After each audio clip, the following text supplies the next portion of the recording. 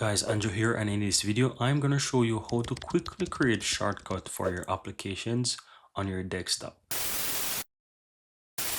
Now you might have some applications on your taskbar and you might be wondering, oh, can I create a desktop shortcut from this? But if you try to drag in one of those icons, it will not move. You will only realize that it's moving along on your taskbar.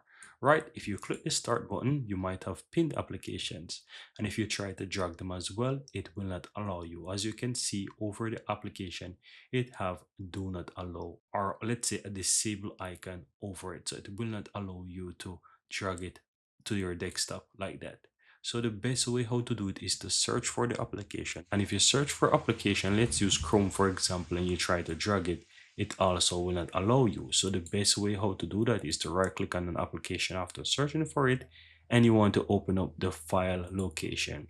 Now once you open up that file location, it will take you where you can find the application logo, or let's say the application shortcut.